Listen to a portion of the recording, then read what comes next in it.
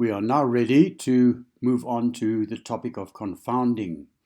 Confounding is just a scientific word that means muddled up or confused. And the issue when we're doing observational studies, not so much when we're doing experimental ones, is that we have to accept that there may be other factors that are causing the disease and that may be associated with our exposure of interest, falsely leading us, therefore, into thinking that the exposure leads to the outcome. In this video, we're going to talk about the process of confounding. We're going to differentiate between the confounder and the confounded. This is very important. It's so easy to get confused here. And then list the identifying characteristics of a confounder. The treatment of confounding, that we will cover in the next video. So here we have it.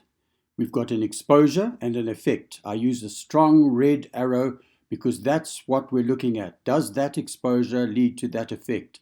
Unfortunately, if you go down the dotted arrows, we have this confounder variables that may be lurking and that may mislead us into thinking that there is an association or even that there isn't. So the exposure and confounder are associated for confounding, but the exposure, but the confounder is not caused by the exposure. It's associated but not caused.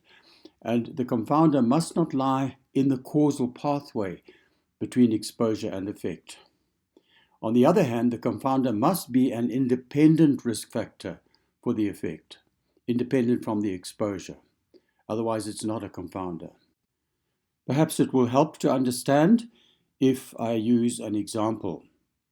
So here we have a hypothetical example.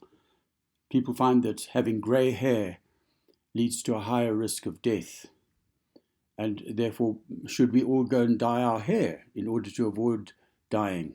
Nonsense, of course not. The reason why we get this spurious association, leading us incorrectly to think that grey hair is a cause of death, is that there may be some confounding variable that is associated with grey hair, such as coronary artery disease, and that independently of grey hair actually causes the death. And that has misled us into thinking that there might be an association between grey hair and death. So on this slide, instead of using a diagram, I've used words. Grey hair is positively associated with death. If grey hair is increased, mortality increases. But does it really? Does grey hair really put us at risk of dying? Some people are born with grey hair.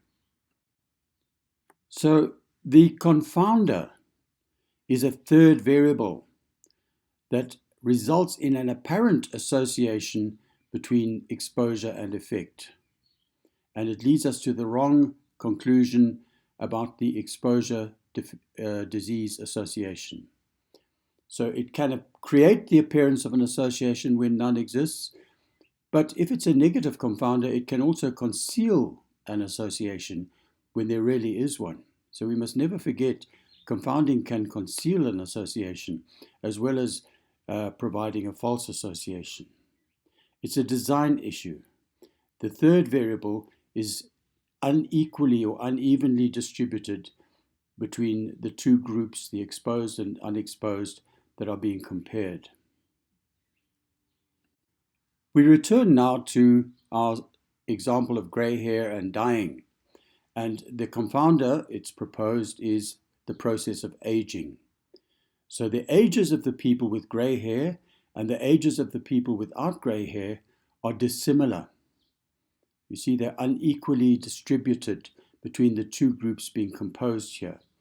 Grey hair does not cause aging, but they are associated. Aging is not in the causal pathway between grey hair and death. On the other hand, aging and its changes independently may result or raise the risk for death. Therefore, aging is the confounder that has misled us into thinking that grey hair might cause death.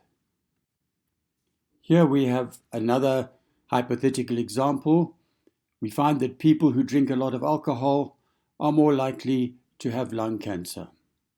Now, we shouldn't rush off and think in order to prevent lung cancer, we should reduce the intake of alcohol.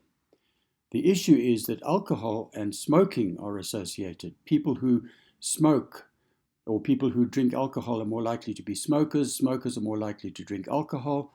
And smoking, as we know, is a cause of lung cancer. So smoking is the confounder here of the relationship between alcohol and lung cancer. I should just point out, confounding doesn't have to be complete. It is possible that alcohol also has some effect on lung cancer risk, independently of smoking, in which case there's partial confounding. The smoking association will just make that association between alcohol and lung cancer appear much stronger than it actually is. So there could be partial confounding as well. Here is another example, hormone replacement therapy that some women might take after menopause, and it's associated apparently with decreased rate of heart attacks. It appears to be protective. However, there's a strong association between using hormone replacement therapy and socioeconomic status.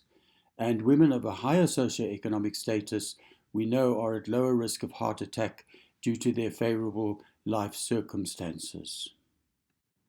In summary, therefore, we would consider a third variable to be a confounder if these three conditions were met. First of all, the variable must be an independent association, have an independent association with or cause the disease.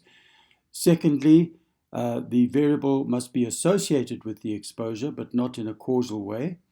And thirdly, it must not be that the exposure causes the third variable which causes the disease. So there mustn't be that causal link between exposure and the third variable. In other words, the third variable mustn't be in the causal pathway between exposure and disease. It can be in a parallel pathway, but not in the causal pathway.